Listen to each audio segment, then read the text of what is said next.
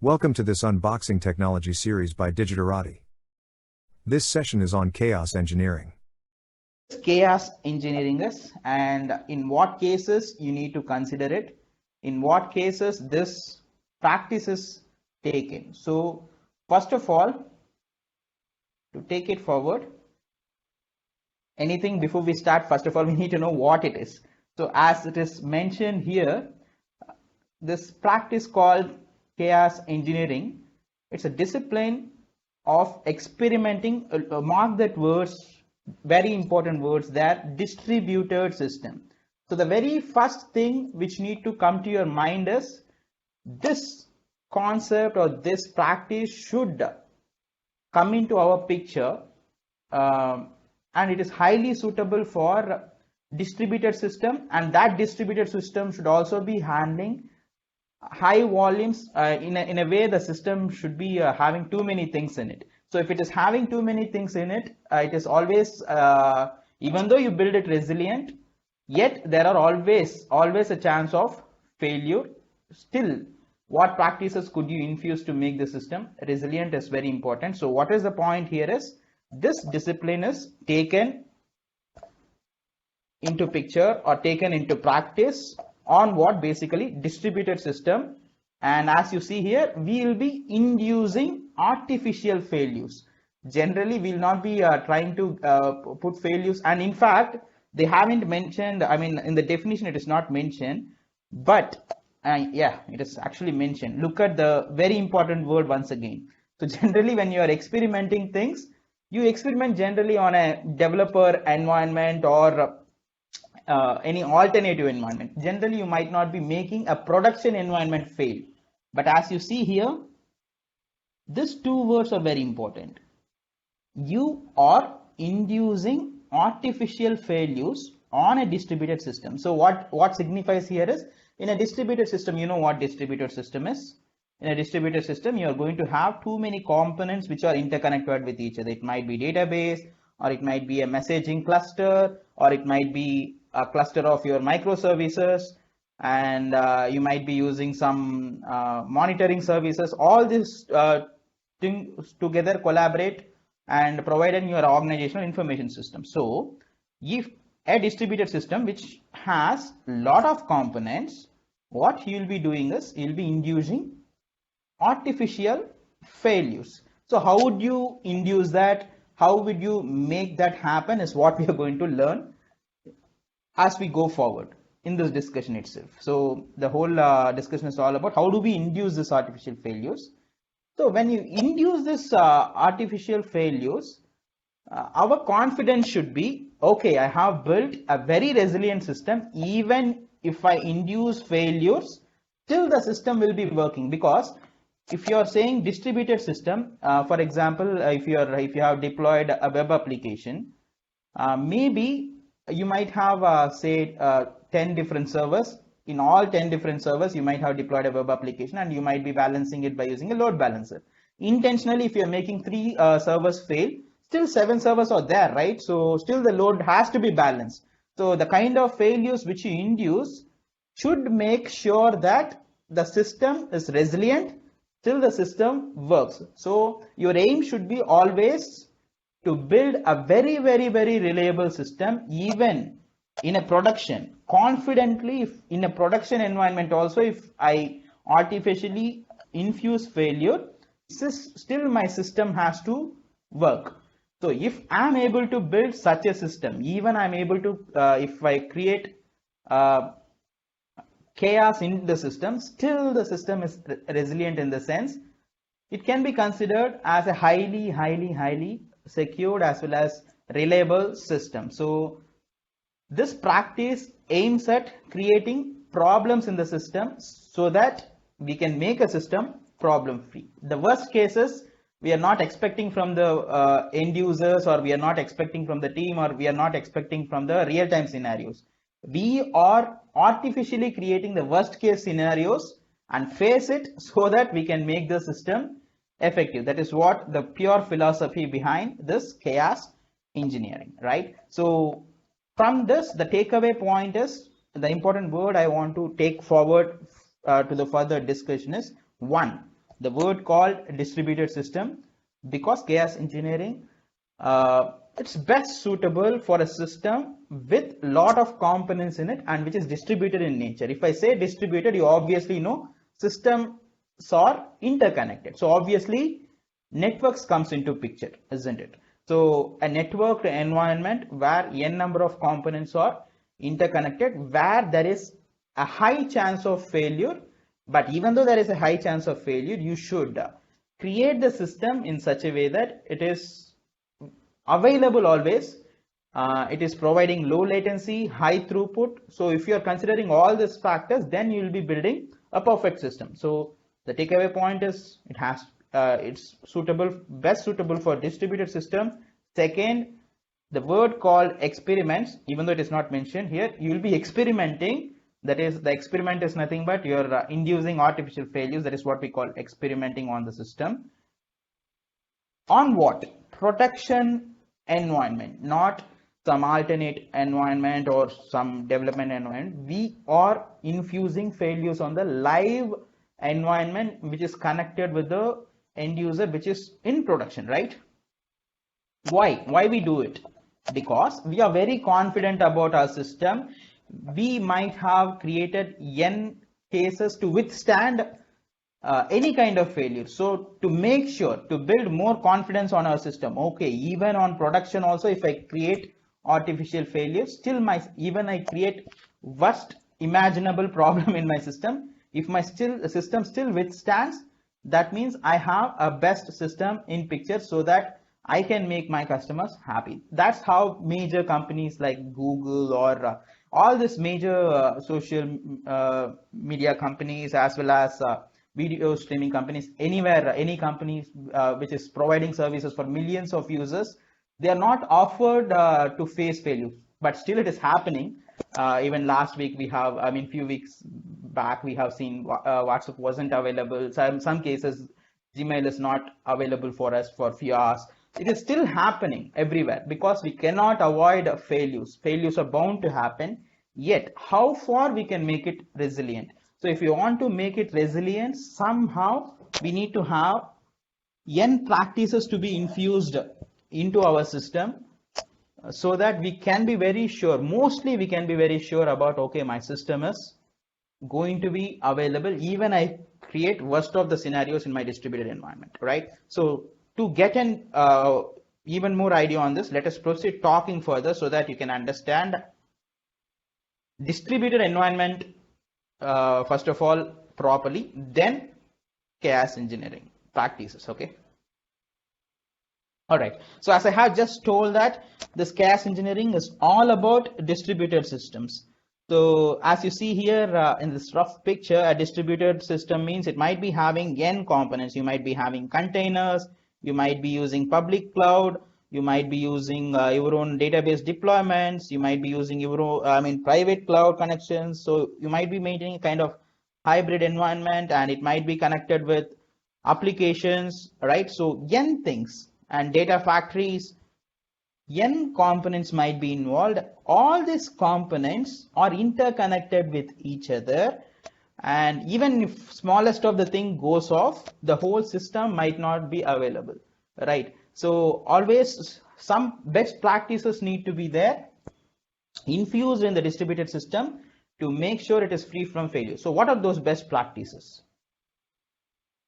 So first of all, before we induce chaos into the system, before we induce problems, if you want to create problems, first of all, one need to know what could cause problems, right? If you want to disrupt something, if you want to stop something from happening, first of all, you need to know what is happening, right? So if you want to create some kind of problem in a system, first of all, you need to know what the system is, what is proper, then only you can make it improper, right? So first of all, if you want to build an ideal distributed system, these things should be there in mind for everyone always. So first of all, it has to be the word openness, in the sense reachability, transparency in the sense everybody, there must be everything that is happening in the system, be it at the memory level, be it at the process level, be it at the data level. you need to have transparent information. Nothing should be hidden in terms of the system. Everything should be available for knowing the information about the system, and connectivity should be there. Openness must be there, and it should support concurrent operation, and at the same time it has to be secured. Given a scenario, always it should be open for scalability, that is horizontal scalability. You know what is horizontal scalability? In a distributed environment, you can keep on adding servers. It's not increasing the memory, increasing the storage. Since it is a distributed environment, if you have say 15 servers which is being used for a use case, suddenly the load is heavy, you want to increase 5 more servers, it should facilitate that. So your distributed systems should be supporting scalability. Very, very important. If something fails, for example, if you are building a Kafka cluster for messaging, right? So given a point at some time, what has happened is two different brokers has failed. If two brokers are failing, still the system should work. And for example, you have deployed the same messaging system. I mean, assume that you have deployed it in one region. You have say deployed about some 10 brokers, and there is a regional failure. So if it is a regional failure, what is going to happen is, even though you have multiple servers in picture, maybe the whole system fails, right? So you should take even the regional failures into consideration. So you should actually have deployments in multiple regions to avoid failure. So whenever, based on your audience, based on your budget, based on the budget, cost, everything is one. So based on what you can afford to do, an organization, and based on your kind of customers, what could go well with them, what could not go well with them. So based on all this stuff, you should make your business decisions in such a way that the system should be basically resilient to failures. That is, no matter what, always, if something fails, the whole system should not fail. Still, it has to be available, withstanding whatever may be the failures that is happening internally, right? And heterogeneity, that is, you should not, in terms of languages being used, in terms of technology being used, in terms of network topology being used, everything, if since two systems are talking together, for example, one microservice might be developed by using Python. It should not say that, oh, I'm built in my Python, I would talk only to those microservices which is built in Python. So it should not be the case. When you're building something, okay, I'm Oracle database, I'll talk only with Oracle database. No. So you should build a system in such a way that it should provide heterogeneity in terms of the applications, in terms of the services which you build, in terms of softwares which you use, in terms of networking topologies which you use. At every level, it should support heterogeneity, opposite for homogeneity, right? So everything should not, I mean, the expectation is everything cannot be same. There must be a mixture of technologies in a distributed environment, mixture of services, mixture of technologies should be bound to be there, and the system should support it. So an ideal distributed system is, when you talk about it, already the complexity is evident. You need to think about concurrency. What if n users are using at the same time? What if it is transactional? So there must be a solution for it. What if the load is heavy? What if the system is not able to manage it? Do I have a solution for it? So scalability solutions need to be there. What if somebody without credential is accessing the system? Do you have a solution for it? You need to have a solution for it. What if I'm not able to connect with a particular system? You need to have a solution to connect with the system. What if I'm not able to access information about the process, right? So you need to have a solution for providing better transparency. And heterogeneity. What if this service is not able to connect with the other service? You need to have a solution for this.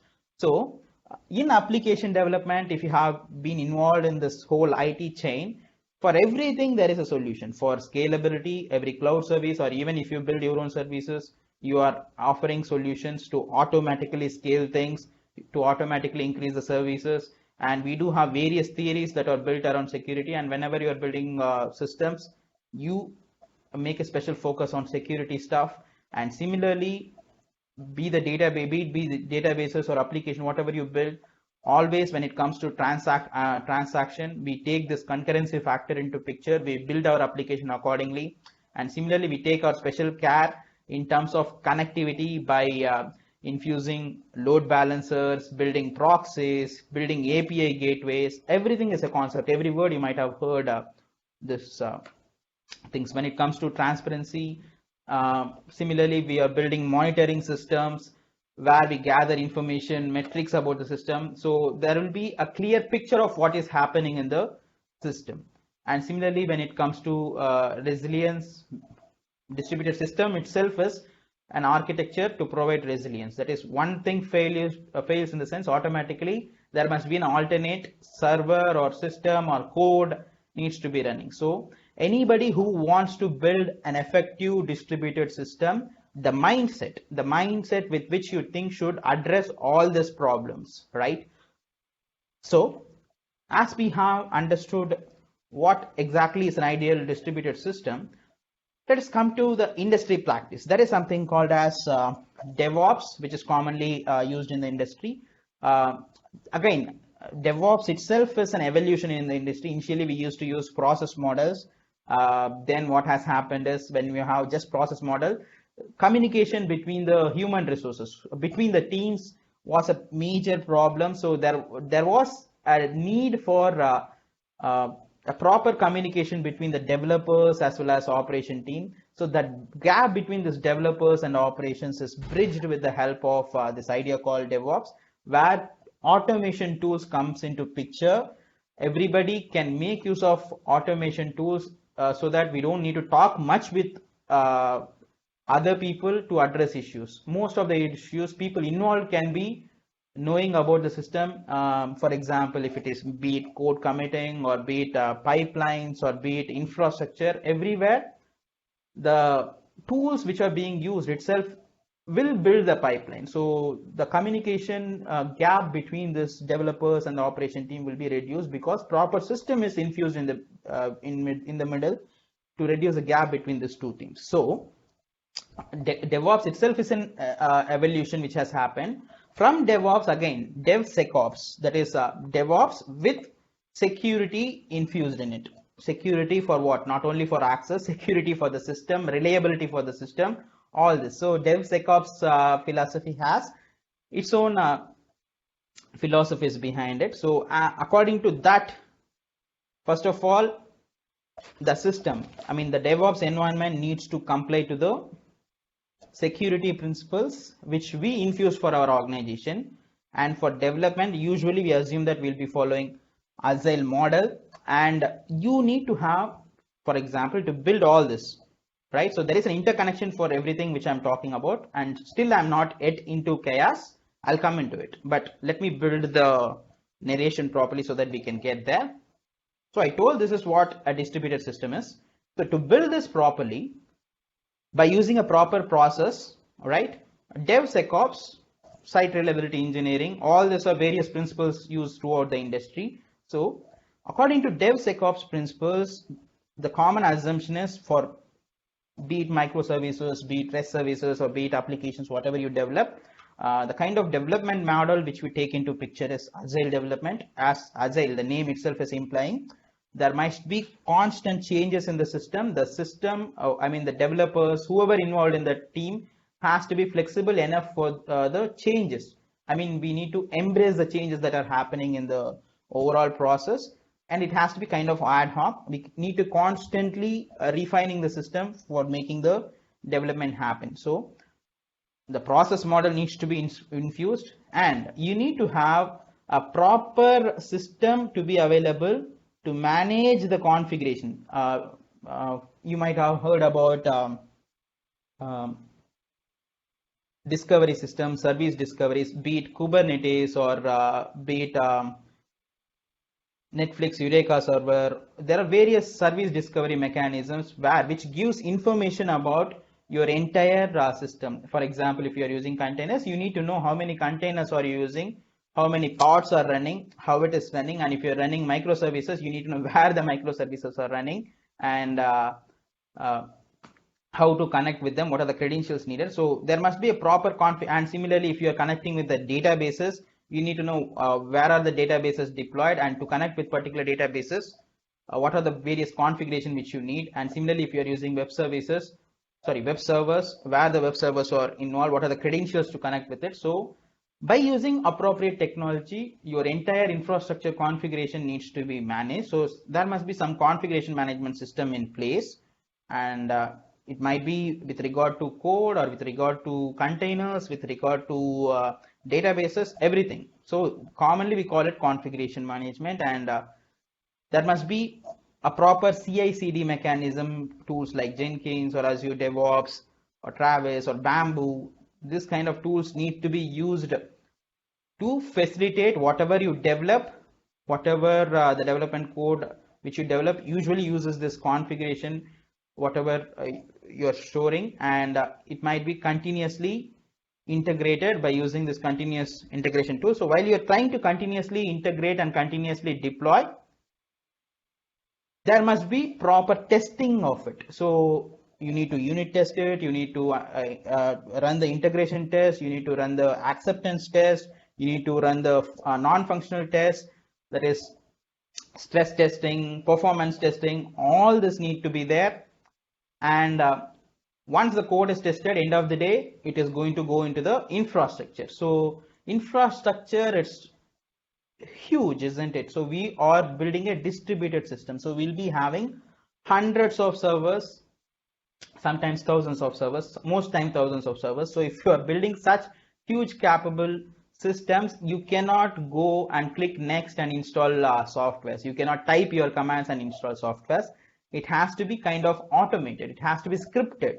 So you cannot do things manually. So the infrastructure that is needed for your whole ecosystem, be it deletion or be it updation or be it addition of new things, for everything there must be a scripted ecosystem. Tools like Ansible, Terraform, Puppet, Chef, all this are put into picture to manage infrastructure. And once you have an infrastructure, there must be a pipeline to continuously deploy on that infrastructure. So most tools will have the CI/CD infused together. I mean, any CI server is also capable of doing this continuous deployment also.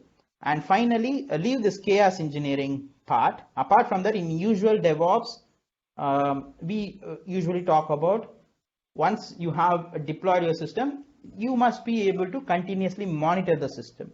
So that you can understand, you can add alerts, you can add notifications based on a particular metric. If that metric is reaching a threshold level, you might want to notify a system, you might be taking an appropriate remedy for it. So that is the usual practice. Still, that practice is there. But apart from that, one more technique to ensure your system is so robust, it's free from any kind of failures, it is resilient to failures. In the practice, we are infusing one more layer, one important, because when you're learning a new concept, clarity must be there. So you should not, or we should not misunderstand that chaos engineering is a complete process, a complete alternate for DevOps, or complete alternate for any other process model. No, it's not an end-to-end solution for any development process or anything, or it's not a comprehensive solution for entire IT management. No, I just wanted to tell you where chaos engineering falls. So as you see, in an usual DevOps cycle, always when we talk, when we discuss about DevOps cycle, these things comes into picture. The process model will be there, code management will be there, testing will be there, continuous integration will be there.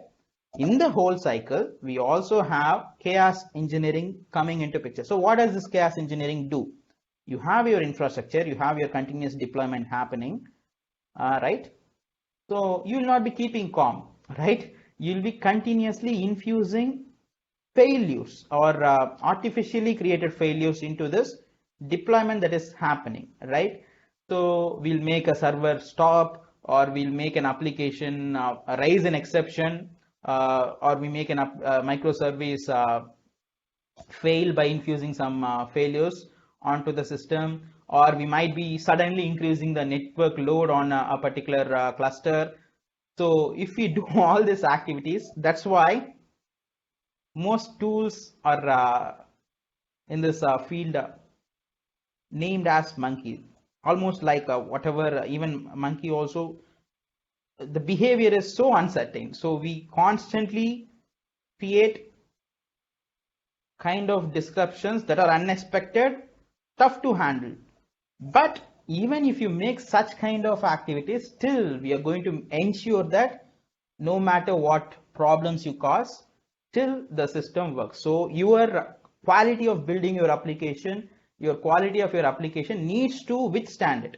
If we are not following the principles of distributed environment itself properly, absolutely there is zero use in going for chaos engineering. That is very, very important. So if one needs to come into this idea called chaos engineering, first of all, the practices which you follow to build a proper distributed system, how effective you are following, how much robust components are being infused, and how much uh, clarity is there in the system, as well as how effective the monitoring system is, and how effective already the system is bound to withstand the failures.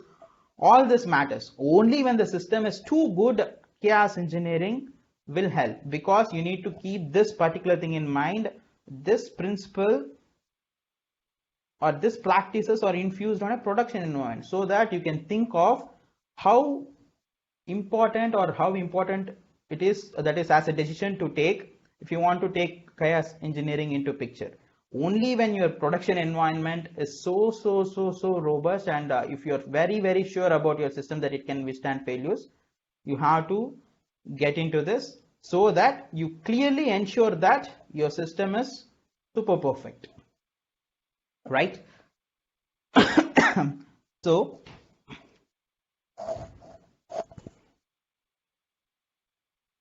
having said that, I hope everything, whatever we've been discussing so far, is quite interlinked, and we're able to follow the narration. So up next, what I'm trying to convey right now is, I named it cloud resiliency. It's not only cloud resiliency, you can take it as distributed system resiliency. Even if you are building an on-premise distributed system, the same theory applies.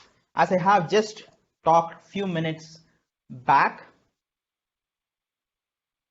resiliency, as well as heterogeneity, as well as scalability, as well as transparency, concurrency, already the solution is there.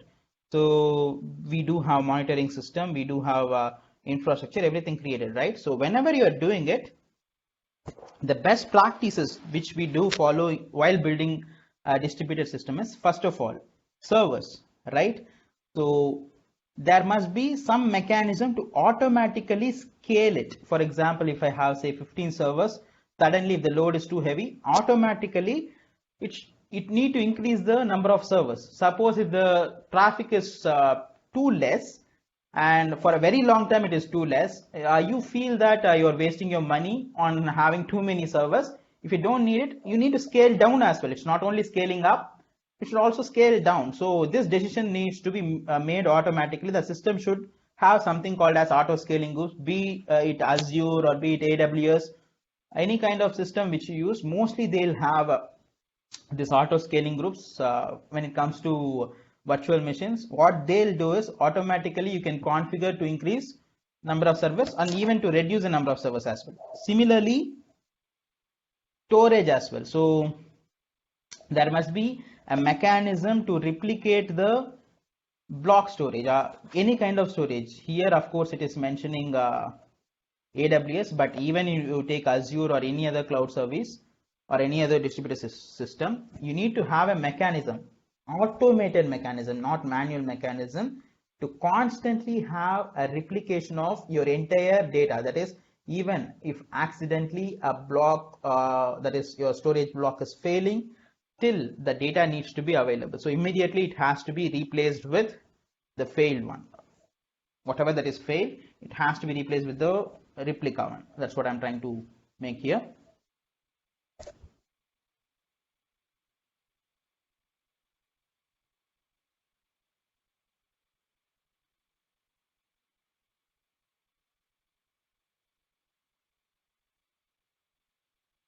Just give me 1 minute, please.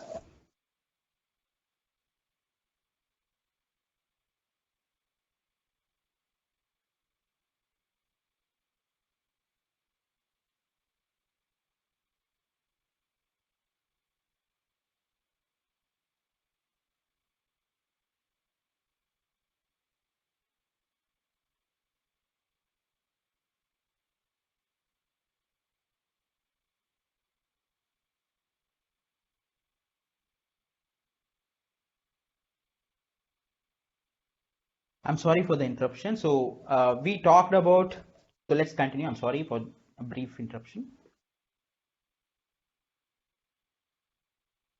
So we have talked about while we are building a cloud, we need to have an automated scaling group to scale up and scale down your number of servers, as well as there must be a replication for your storage, as well as infrastructure. When you're creating virtual machines, rather getting into the virtual machine and copying the data and moving the data into another virtual machine, there must be a mechanism to replicate that entire virtual machine itself. So rather changing the infrastructure, we need to able to completely recreate the infrastructure in the same way. So the mechanism should be, for example, if I give a configuration for an infrastructure, same should be replicable. So internally, rather changing it,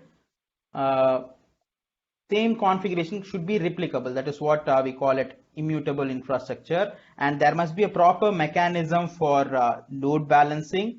As I have just talked, you might have a microservice running, and if you're deploying it only one instance of it, if it fails, the whole system fails.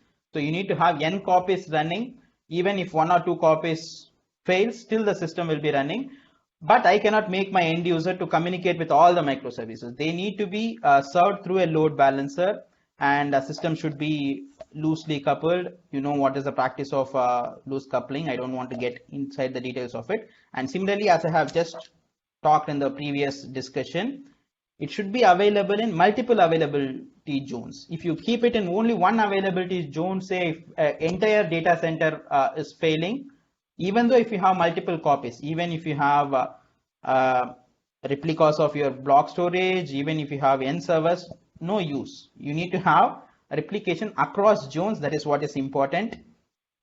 And you need to have a proper RDBMS system, and in that RDBMS system also you need to follow best practices, taking proper backups and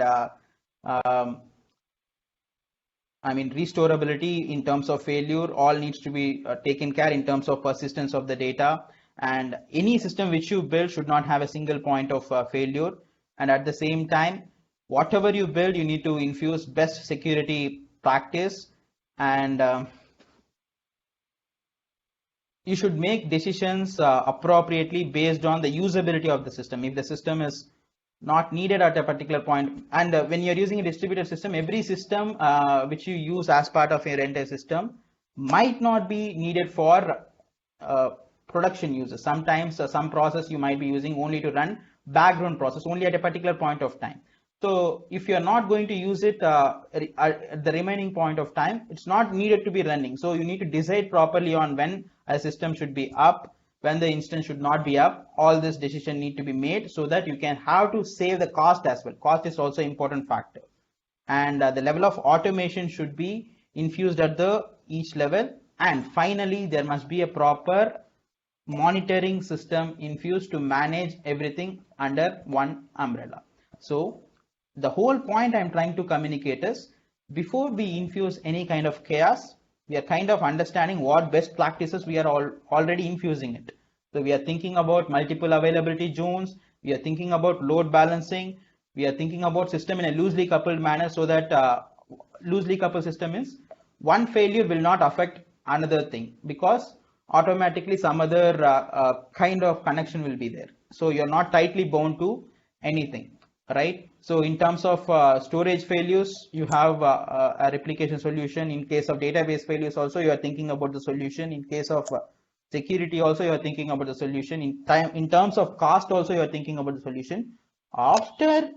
Despite infusing all these best features into picture, to ensure, okay, my system is perfect, I don't have any other problems, in the sense, at that point of time only, you are bringing into picture an idea called chaos engineering. So now what did we talk? We talked about the whole development as well as production environment in the distributed system, what practices which we follow. So what is chaos engineering? Where does it come into picture? In the sense, you do have a DevOps system which is already involved in building a chain of all the things that are involved in your infrastructure, right? So on your platform, your deployment might be on Kubernetes, or it might be on Google Cloud, or it might be on AWS, or it might be on Azure. You might have N monitoring systems, you might have databases on all the systems which is part of your deployment platforms. So on your deployment platforms, your applications might be running. So you might be using some tools which are basically called as chaos engineering tools. So by using these tools, what you would be doing is you would be infusing some, you might have configuration about your Kubernetes, you might have configuration about your EC2 instances, or you might be having configuration about your database or your application. So you might be infusing some scripts to make the application fail, or to make your instances fail, or to make your containers fail. And if you're targeting a particular container and if you're making it fail, if the system is still working unaffected because of that change, that means your test is passed. Otherwise, you have problems in the system, you need to rectify it. So that is the whole process. So we'll talk about the principle clearly, but at this point of time, just understand, in chaos engineering, all you're doing is on the created infrastructure, you'll be infusing scripts which runs on the platform to disrupt the platform, right? So, and the way you should do is, you should not say if there are 100 servers, you should not make all your 100 servers fail. You should choose some random targets and you should make sure that that random targets fail. If that random targets fail, your assumption should be, even if this random target fails, my system would still work. In case if it is not working because of the disruption of the random target, somewhere there is a problem, you need to rectify the problem, and you should make, or you should ensure that the system becomes a proper system or a resilient system by adding a proper remedy for it. So that's the whole practice here, right? So let's come into the big picture rather getting into the internals. If you think in a very higher level, the whole IT infrastructure as well as things involved, you can categorize as 3 different layers. So what this chaos engineering tools will target is, it will target these layers, right? So in your system, things might be involved in the infrastructure. So what examples can I give for infrastructure is your virtual machines, your containers, and your network. All these are physical as well as virtual systems with your memory, right? All this. So shutting down a system or increasing the memory of the system by adding unnecessary data into the system, or increasing the network load. All this are disruptions that you could cause to the infrastructure, as well as a separate layer is network layer. So when it comes to network, the system is interconnected with another network. So if you disrupt the network connectivity between these 2 different systems, or in a distributed mechanism, all of a sudden, if you cut down a particular virtual network, or if you turn down the entire region, you have to check what happens, whether the system is still resilient or not. So you can infuse failures at the network layer or at the infrastructure layer. Infrastructure layer is your memory, your hardware, your up and down state of your system, all this stuff. And you could infuse failures at your application layer as well, right? To an application, raising some artificial exceptions, or disrupting database connections, or disrupting file availability, moving files from one location to another location, making sure that the file is not available when you're trying to access it. So if you disrupt a particular connection, still if the application is able to come up with an alternate solution, it is a proper solution. If you disrupt a system, if it is failing, it's not a proper solution. The developer needs to have multiple solutions for a problem. That is what is important here. Within a while, when I'm giving a demo, you'll be able to understand, okay, what I'm trying to say here. But at this point, what I'm trying to tell you is, let us discuss this two interconnections. I told that chaos engineering is infusing failures on this various platforms, right? So when I say platform, you can simply categorize it as three different levels. You can infuse failures at the infrastructure level, you can infuse failures at the network level, you can infuse failures at the application level.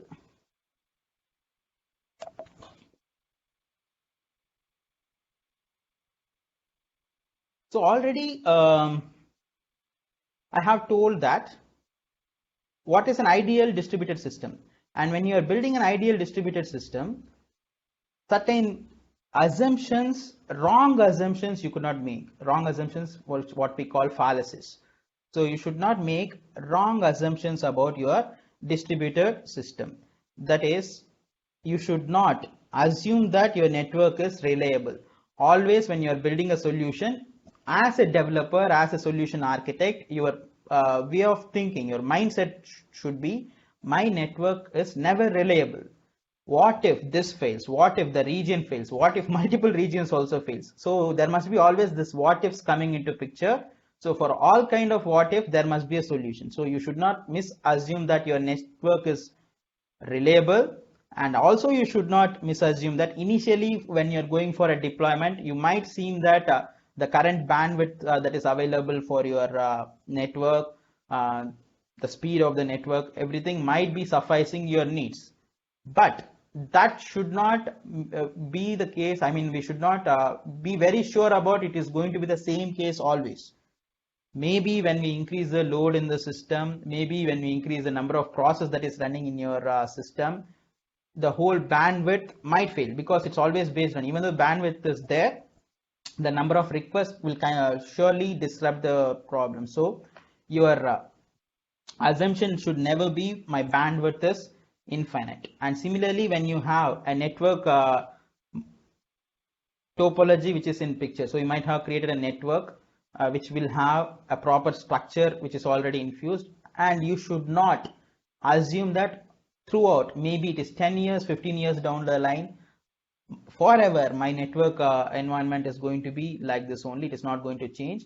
Taking that assumption, you should not keep on adding things.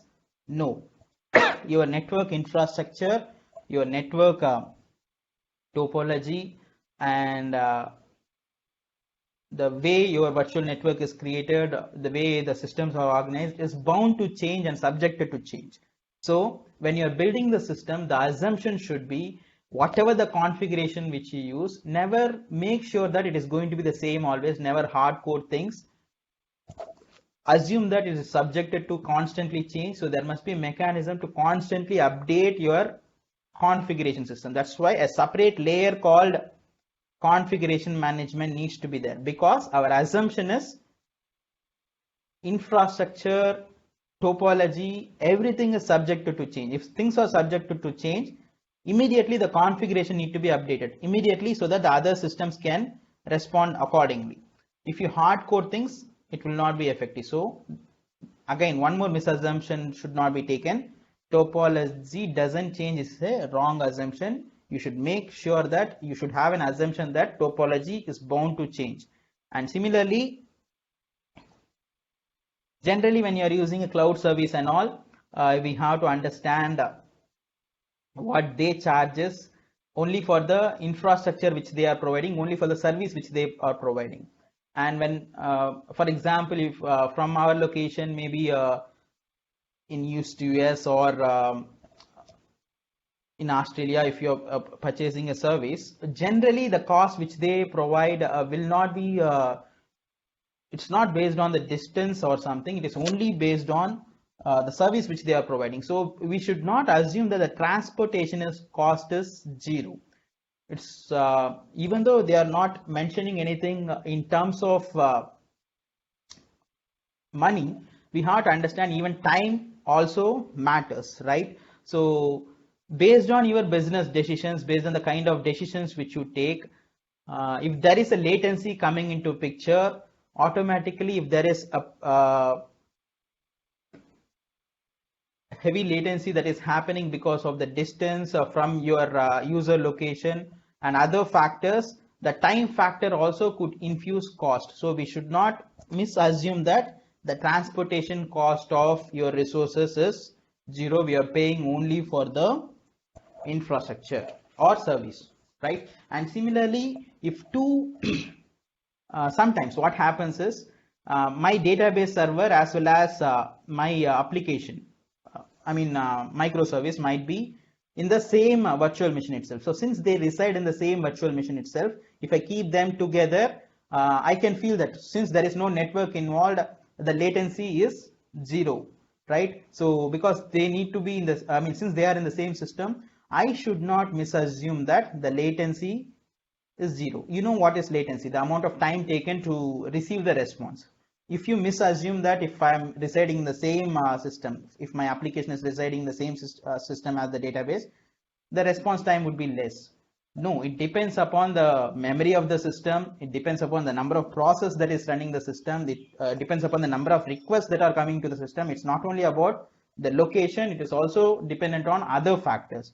So very important, one should not misassume that if things are together or if the things are so near, the latency will be zero. Never.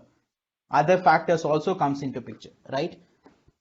And similarly, you should not misassume that no matter what, you have to infuse the security principles as much as possible. You need to make the system as reliable as possible, as robust as possible. You should never misassume that your network is entirely secure. And similarly, this is one more very important assumption you should not make. That is, the entire system is going to be understood by one person or one administrator or one common point is going to manage it. No, because the environment itself is a distributed environment. N things will be there. There might be a Kubernetes system, there might be a distributed virtual network of EC2 instances or Azure instances. There might be a cluster of databases. So N things are there. One single administrator or one single system might not be managing everything. There is no common single management utility which you might be using for managing everything.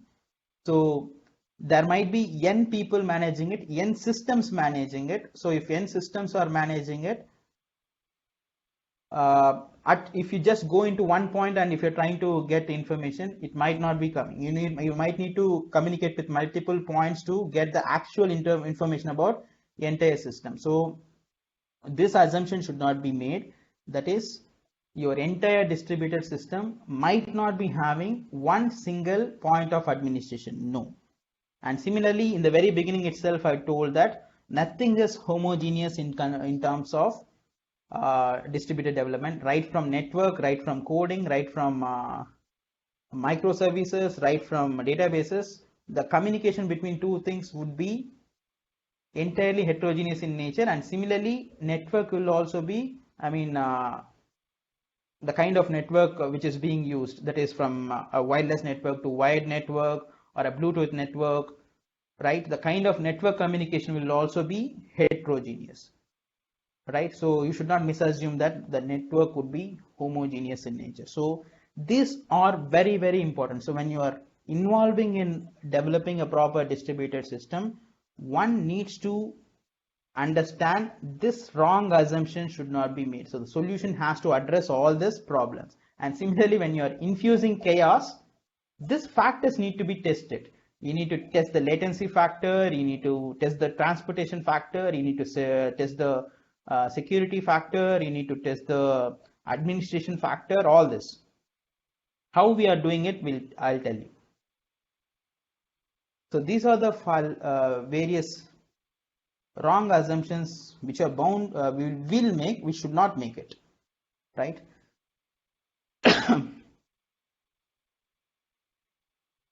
So having said that, now let me come into the practice of chaos engineering. So actually this idea called chaos engineering was initially developed by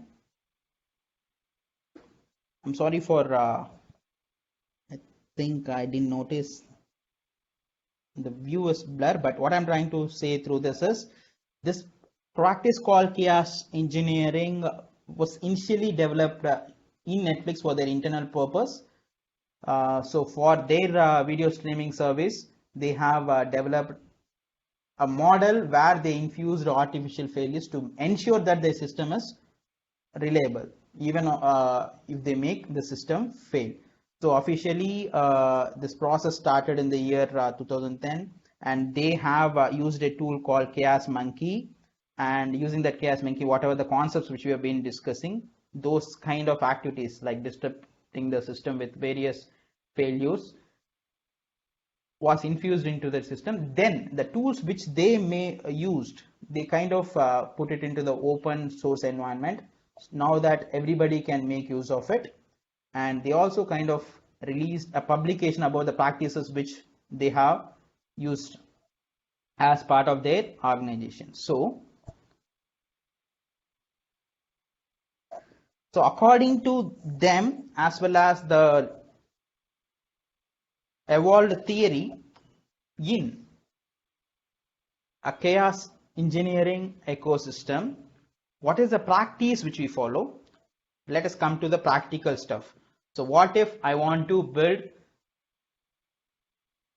a model which also has chaos engineering principles infused in it, right? As I have just discussed in the DevSecOps thing which we have discussed earlier. So what if I infuse chaos engineering principles into my pipeline? So if I infuse it, first of all, what you need to do is the pipeline starts here. So when you build an ecosystem, your system will be actually in a steady state. That means it might be working completely. So the entire system might be seem to be perfect, right? I use the word seem to be perfect. So you have to identify the steady states first of all. So I have this 5 different virtual machines which are hosting my microservices. Okay, I have this 3 servers which is hosting my MySQL database, and these 3 systems are acting as a cluster. Okay, I do have this 5 different containers which is hosting this microservices. I do have this 3 different servers which is hosting a Kafka messaging system. So these are the parts of your infrastructure, and once you identify your system which are in a steady state, you need to come to an hypothesis. Okay, I have a cluster of 5 different brokers in my Kafka. Even if I artificially turn down or turn off one of my brokers, still my system would work. That is the hypothesis. That is, if a disruption happens in a properly working environment, that is in a steady state environment, my system would still work. That is the hypothesis, right? If the hypothesis fails, right, there must be an improvement that must be happening in the system. Somewhere you have failed in making the system robust. It should not happen. So your system should be, even if you infuse failure, it has to be tolerant. It has to be working, right? So all your cases. So this practice is all about identifying the steady state use cases, coming with hypothesis, and preparing an experiment. So an experiment is all about, as I have just told, increasing the memory of the system, or increasing the network traffic, or turning down a particular system, or rebooting a system. All these are nothing but experiments. So if I perform a particular experiment, my hypothesis would be usually about a positive hypothesis. That is, I would assume that even if you fail it, the system would be still working. But if a real chaos is created, right, then the system is not proper. So in that case, you need to improve the system, right? So you need to verify the result, and you need to take appropriate measures to improve the system. So this is the process involved in chaos engineering. So you take any kind of tool, right? As I have shown few tools, that be it Gremlin or Chaos Monkey, whatever, all the tools follows the same principle. According to the process model, what we do is we identify a steady state, we come up with a hypothesis, we run the experiment, we verify the experiment, and in case if the experiment is failing, it's a serious problem, we need to address it. So if we constantly take this process, if you run this chaos experiments frequently, it makes our system, as I have discussed in the very first slide, it builds confidence in the system, capability to withstand turbulent condition. No matter what kind of chaos you are creating, if you're constantly running this kind of chaos situations into your production system, because only most problems which are not identified in the development environment might be occurring in the production environment. So the disruption should usually happen in production environment, and if you're constantly identifying the remedies, with time eventually your system would become almost a near perfect system. So for example, this Netflix guys has come up with a series of tools or set of tools which is called as a Simian Army. N tools are there. Look at what each tool does, so that you can get a better idea what experiments could be, right? So as I have just told in the process, steady state, coming with a hypothesis, that is a scenario, running experiment. So what could be an experiment, how these guys dealt with the various experiments, what kind of tools they use. For example, there is a tool called Chaos Monkey. What does it do?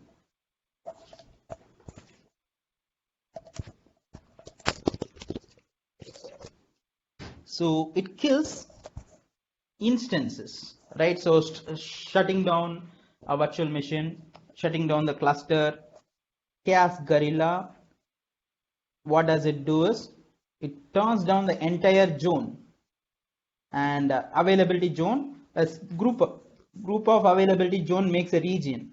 Chaos Kong will kill the entire region, right? So from this itself you will understand. So for example, if I kill an entire region, and if you are performing this experiment on a real-time production system, first of all, that system should have cross-region deployments. If there is no cross-region deployment, you as a developer or you as an engineer, chaos engineer, know the fact. All I want to say is, you know the fact that you don't have any cross-region deployment. If you know that you don't have any cross-region deployment, it's a crime to kill the entire region. That should not be the principle here. You know that there are multi-region deployments, and if I know if I kill one of the regions, still my system will be effective. That is what my assumption is. If it suppose unexpectedly if it fails, there is a serious problem which is existing in the system. We need to address it. Just knowing the facts that you don't have this, you should not create chaos for solutions which you don't have. For example, you have a solution for dealing with cross-region problems. You don't have it, you do have deployment across multiple regions, you can go for it. If you don't have multi-region deployment, you should not run this kind of experiments. So an experiment should be actually something which addresses a problem which is already resolved in the system, making sure that the system can address it, right? And similarly, Latency Monkey will check the system whether it is withstanding the latency problem by degrading the network, by adding either a network load or disrupting the network by using some kind of activities. And we do have various other softwares also which infuses disruptions at various levels, be it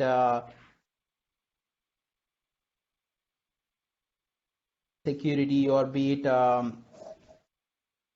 AWS limit violations, or unused resources cleanup. So this Simian Army has N tools in their kit to perform experiments at various levels, which I have told about: infrastructure level, network level, as well as application level.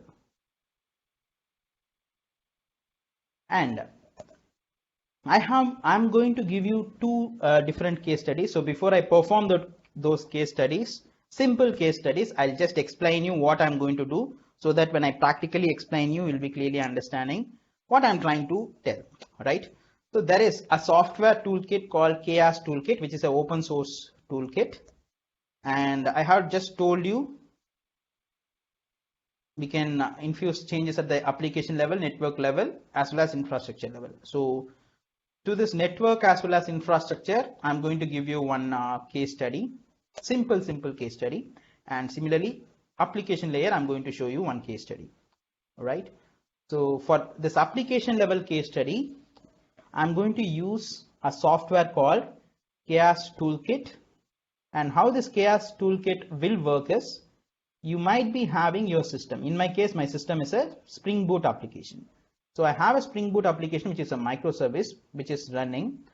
So by using this Chaos Toolkit, I'll be running what?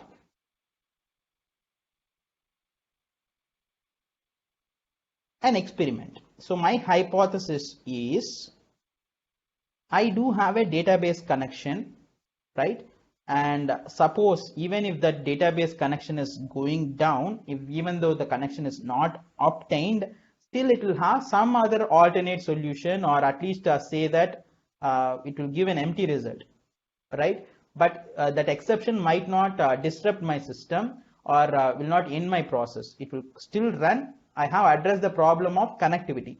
If at all any exception occurs in terms of connectivity, still my application would work. That is my hypothesis. I have built a proper microservice, and I know that even somebody is infusing a failure in terms of connection, still my system will be robust enough to address a solution for it. So for that, I'll be running an experiment. So to run that experiment, I'll be using this Chaos Toolkit, right? So this is the whole process. And as you see, I'm going to take one case study. For this, I'm going to use Spring Boot drivers. In real time, the scenario maybe you might be doing your experiment on AWS services, or you might be doing your experiments on Prometheus, or you might be doing your experiments on Kubernetes or Azure. For every kind of service which you want to connect and do experiment, there are drivers. So our case study, the driver is going to be Spring Boot driver for Chaos Toolkit, right? So first let me show this at the application level. So for the level of experiments that can be done, first let me give an example at the application layer. Then I'll also give you a case study by using Gremlin toolkit. So once these two simple experiments are done, probably you might get an idea and sense what I'm talking all this time, so that we can conclusively talk about what this practice is all about. So that only when you see something practical you can better understand, right? So let me get into the code. So it doesn't matter whether you know Spring Boot or whether you have worked with Spring Boot.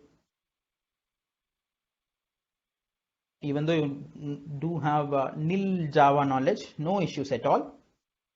My idea is here. In fact, I got the code from an online source, which is a ready-mode code, because I didn't want to complicate things.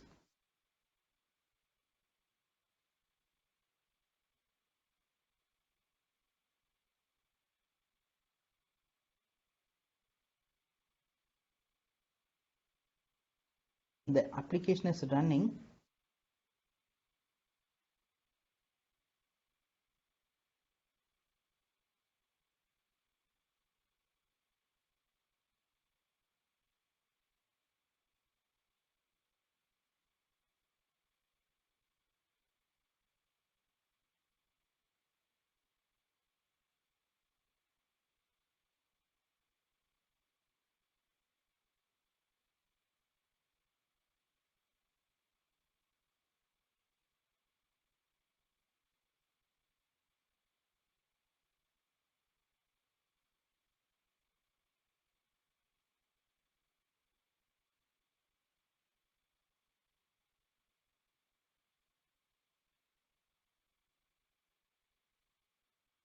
First of all, let me run the application. Then I'll tell you how this component works and what have we done in the application. Okay. First of all, when the application is running, I'm taking this URL.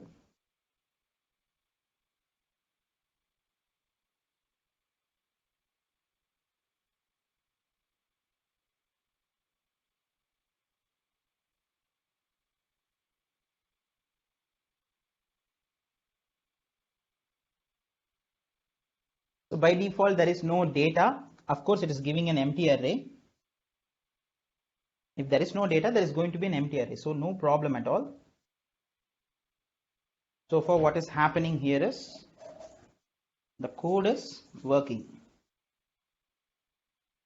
So according to this tool component, whatever we are using. So in my case study, I'm using a component called as chaos toolkit, right? So when I use this chaos toolkit, my point is I'm going to run an experiment. So you need to create the experiment with a description written by using JSON according to the specification of this toolkit. So as I have just told the process model which is being followed, or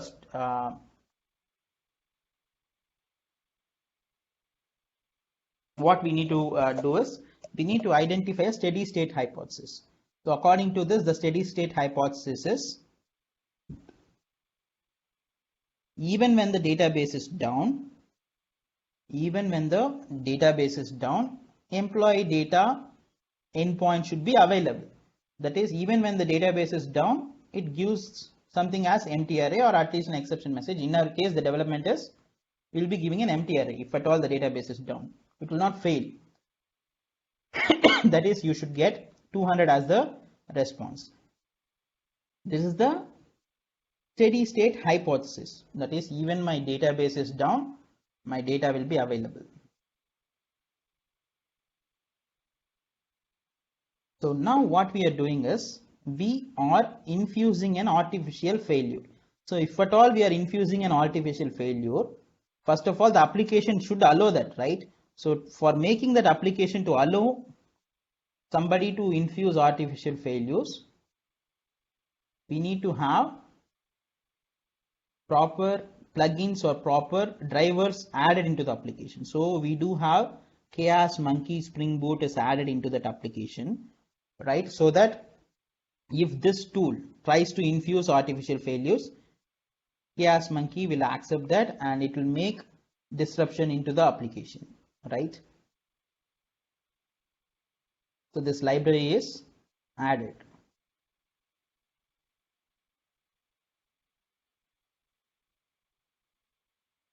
Let me come back to the script again. So there is a Chaos Spring Actions module is there. So using that module, using this actuator endpoint, will be enabling the Chaos Monkey library, right? So after enabling it, we are going to cause an assault. Assault is nothing but disruption, right?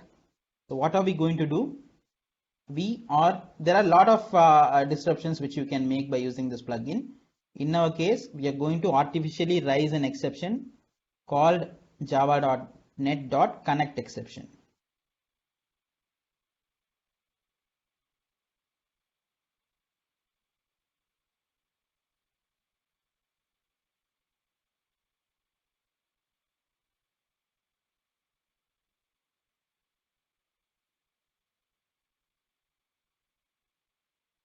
So when this exception will happen, when you make a call for this.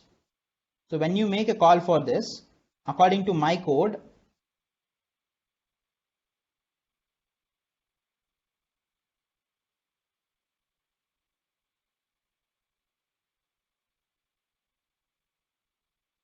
this endpoint, no. So it is going to call getAll function.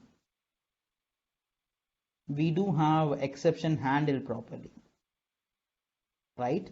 So even though there is an exception, an empty array is going to be returned. So we do have a remedy perfectly.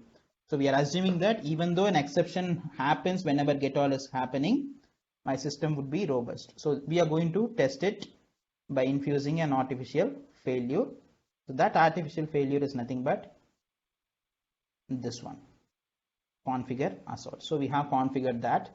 Apart from that, to know the status of your chaos monkey process and all, we do have actuator configuration. That is not necessary for us as of now. According to our theory, I focused on only two things.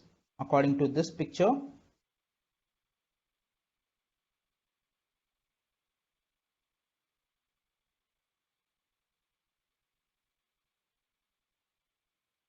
we identified a steady state, we created a hypothesis. Next, we are going to run an experiment. So if you have to run this experiment, first of all, the service should be running. Of course, the service is running. Now, what we got to do is, look at this. We need to download this chaos toolkit. Actually, I downloaded, installed everything. But just for your information, I'm just showing it. So chaos toolkit, you can download it here based on your kind of system, whatever you are using. Be it Windows or Linux or Mac. First of all, you need to have Python in your system, because this software chaos toolkit is developed by using Python and runs if and only if you have Python in your system. Please don't misunderstand. The application can be written in any technology, but if you want to run this chaos toolkit software, it has to be having Python. So I do have Python in my system, and what did I do is,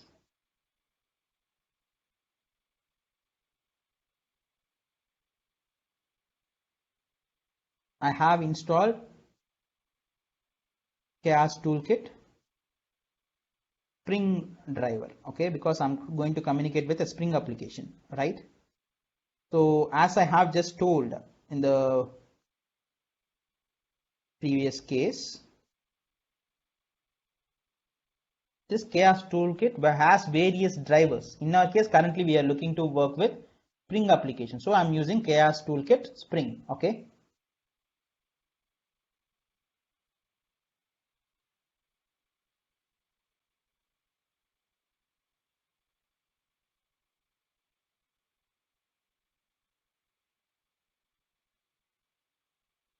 So I have installed.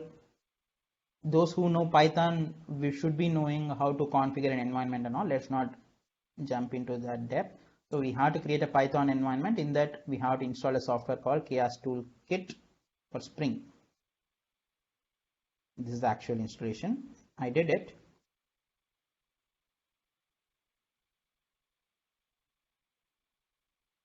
And you have to understand, I do have the experiment.json file here, which I have just shown.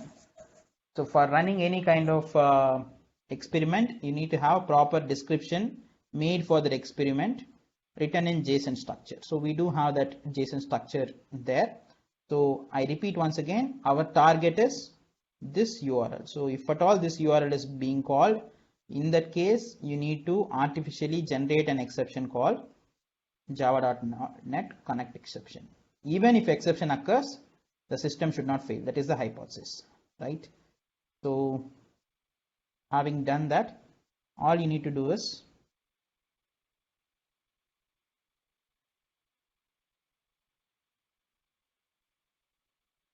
it doesn't matter where the application is running, because according to your case, the target is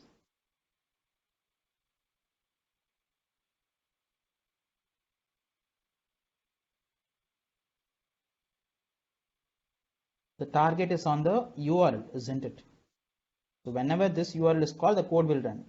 So whenever the code runs, your focus would be to raise an exception, right? So let us run it. So whenever you install the software, a command called chaos will be available, right? So you're going to run an experiment by specifying the JSON file, right? So it will take up that experiment and it will run it. This is a very simple example. In real time, you'll be running n experiments like this. So it is clearly showing and you have to understand it will be only once, right? Again, the whatever the scenario it has created, it will be rolled back. There is a rollback scenario. So once the task is done, the state of the application will be rolled back. Just for this experiment alone, what are the changes which you're making will be created in that application. So steady state hypothesis, employee data is available. We are probing that we can retrieve employee data. And steady state hypothesis is met. Playing your experiments method now. Enabling chaos monkey. And before and after. So after setting all this stuff, what has happened is the application hasn't failed at all. So the hypothesis is met, and after doing all the stuff, it is rolling back. What I do is intentionally I let me make the application fail. I mean, if at all the exception happens, you fail if you haven't handled it properly. Then let us see what happens. Okay.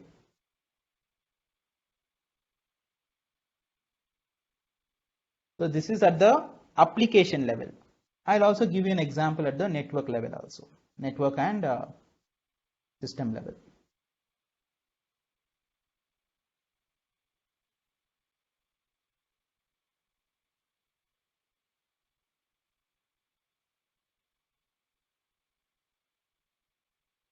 Let me get to this.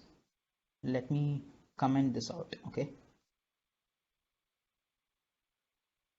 No try block, no catching.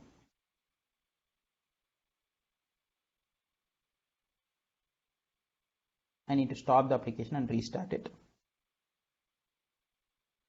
So if at all any exception occurs, I don't have any mechanism to deal with the problem, right?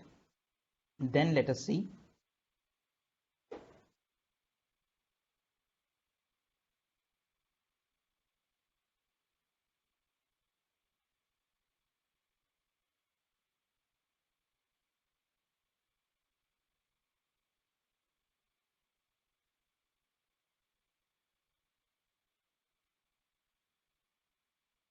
Application is running, and before I run the experiment, let me go to the browser and let me run the same endpoint once again. Yeah, because my assumption is since there is no data, the empty array will be coming. So since there is no exception at all, we are trying to read everything. It is actually establishing a database connection, and it is giving an empty array because in my database there is no data. But what if an exception happens? In normal case there is no exception, but I'm going to artificially infuse exception by using this experiment. Let us see.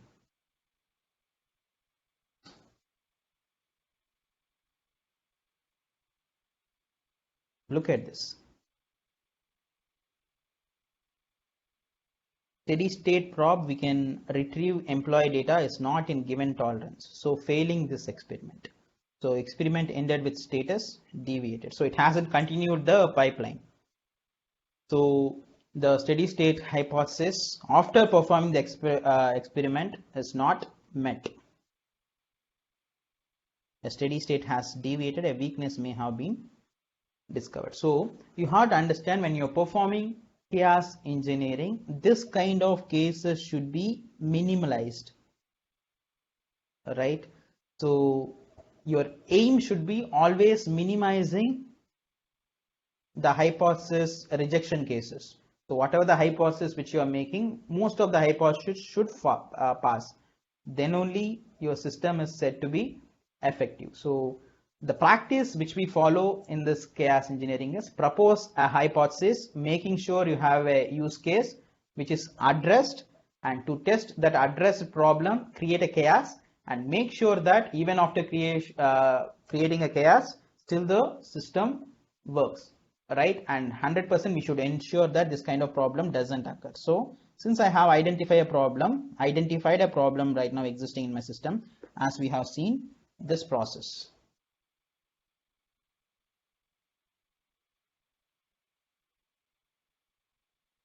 we run experiment, we verified there is a point to improve here, right? So we need to address the solution right now. So it is actually was addressed earlier. In case some unexpected cases, if your hypothesis fails, we need to identify the issue, we need to address the issue. Now that we have addressed it, let me restart it.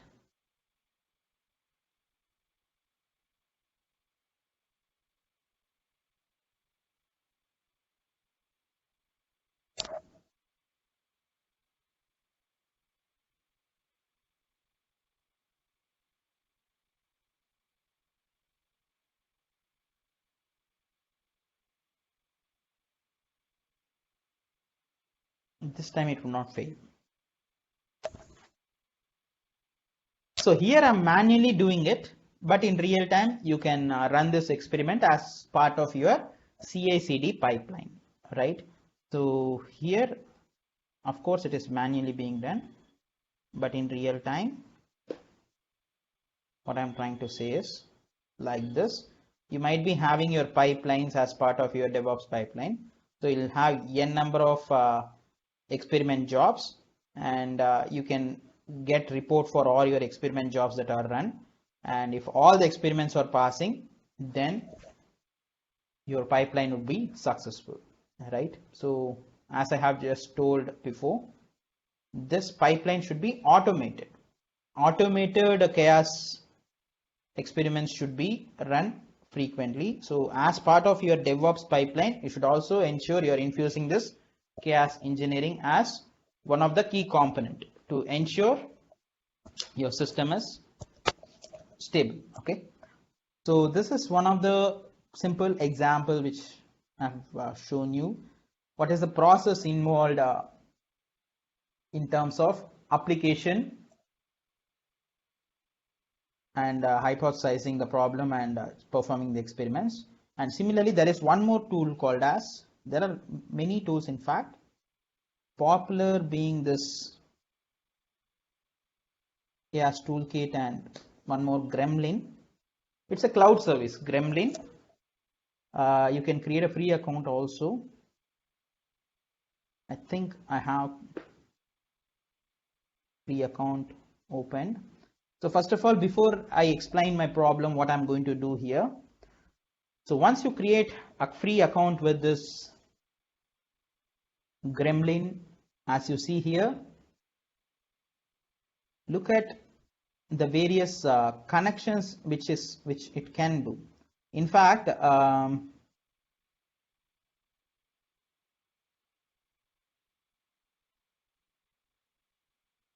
when you create an account, initially what it will do is, in my dashboard, I do find only AWS container orchestration, monitoring, messaging, and databases, right? But when you create an account, it will clearly ask you what kind of targets which you want to focus on. It will show up Azure, it will show up Red Hat, OpenStack, Google Cloud. It might be showing you N services in terms of databases, in terms of messaging services, in terms of cloud, everything. So while creating an account, I selected AWS, I selected AWS Cloud Monitoring, CloudWatch, and I selected Kafka, I selected MongoDB, and I selected container orchestration and Kubernetes. So only these things are shown here. But while you are creating account, whatever the services which you want to focus, that could be selected, okay? And if you have Kubernetes pods running, or if you have an AWS CloudWatch service running, or if you have MongoDB database running, or if you have any Kafka cluster running, you can target them. All right. So what did I do is I created, you have to observe this properly.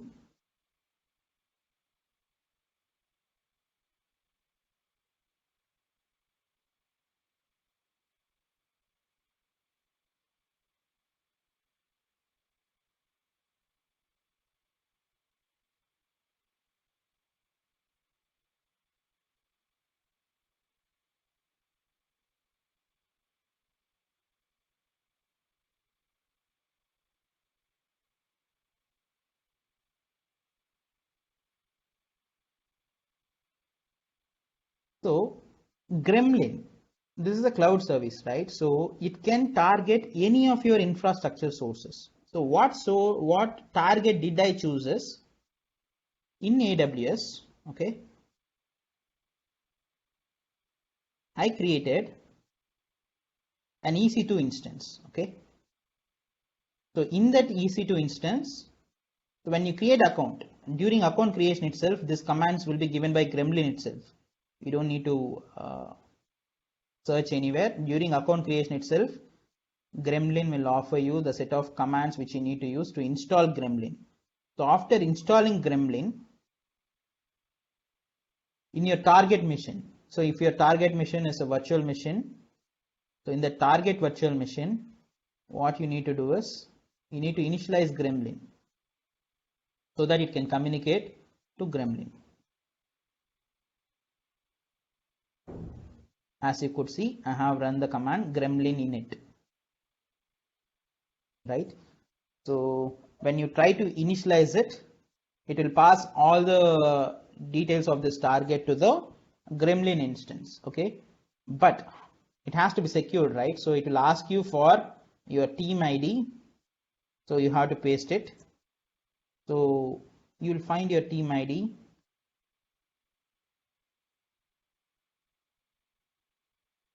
And security here, right? So your security key can be found in the settings itself. So I pasted that there so that a connection can be established to a target and the gremlin. So I hope you are understanding what I'm trying to do. I have a cloud virtual machine here. Right, so my virtual machine is running on AWS EC2, that is EC2 instance is running, and that EC2 instance is being targeted by this software called Gremlin. So as you could see, even though I can connect with Kubernetes, I can connect with Kafka, MongoDB, I haven't connected with anything as of now.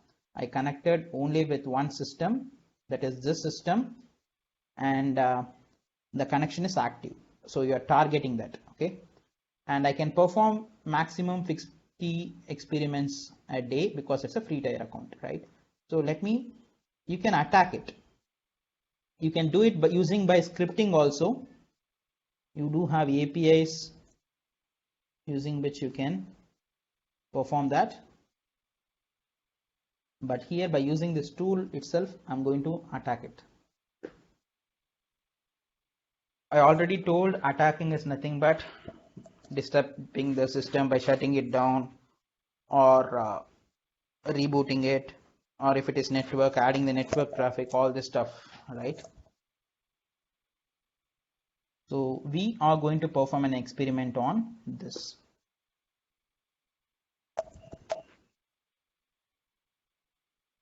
Choose a gremlin, choose a kind of attack which you want to do. So if you want to, according to your hypothesis, you may have a hypothesis, if I turn down this EC2 instance, still my whole distributed system will be working. Or if I turn down this process, still my other microservice might be served from other system. So this might be your kind of hypothesis. So to perform that experiment, you need to perform some kind of activity, right? So here in this case, I'm going to shut down the EC2 instance. You're going to run an attack. And after running the attack, you're going to check. Generally, if you script the things, you can get the report. In this case, we're just going to perform the attack. That's it. Okay.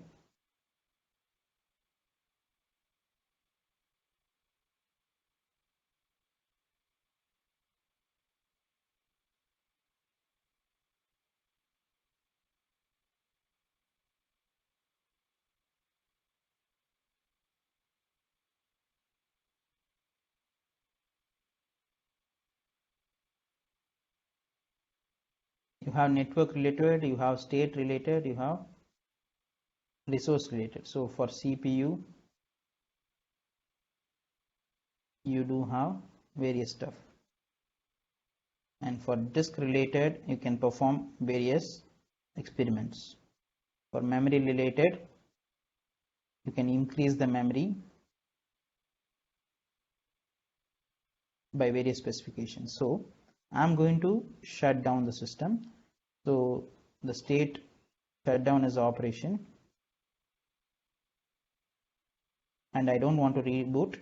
Okay, let me run the attack.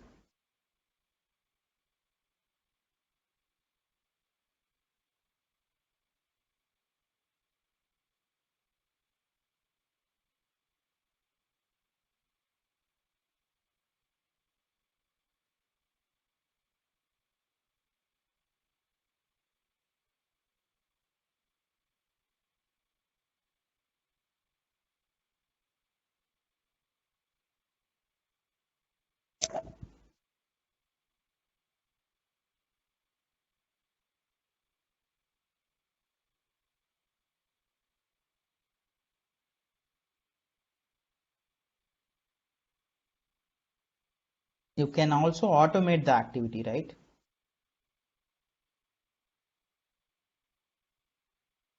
So see, that activity is running right now.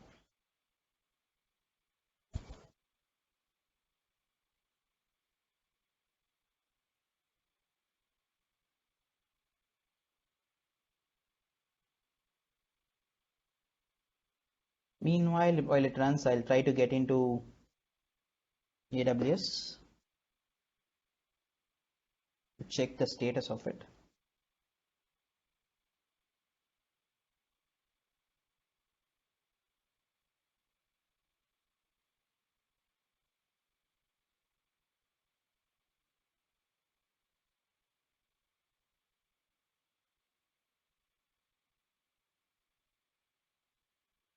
This is the virtual machine which I'm focusing at.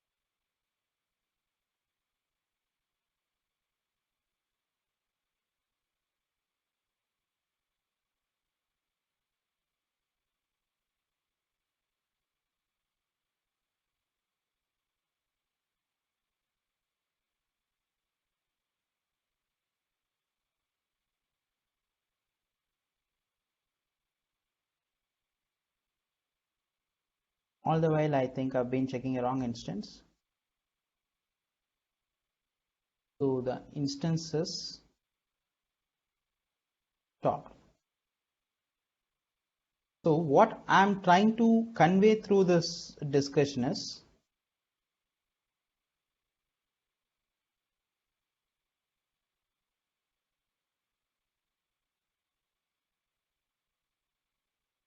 by using this particular Gremlin tool, you can create scenarios in which you can disrupt the systems. You can identify a particular target, as you have just seen.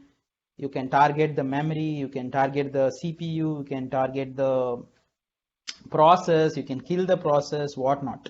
So as I have just discussed in the theory, at all layers, be it infrastructure, be it network layer, or be it an application layer, you can create your scenarios and you can disrupt the system and you can get a proper report on the experiments which you are performing. So no matter which toolkit or which tool set which you use, according to this theory of chaos engineering, the processes, the hypothesis, and performing an experiment, getting the results of an experiment, checking whether the experiment is passing or not, and if the experiment is passing, no issues. But if the experiment is failing, there is some serious threat to the system. You need to address this issue. So as you keep on tweaking the system with time, the robustness of your ecosystem will keep on improving. So that's the whole idea behind it. So as I've been telling, some of the common examples of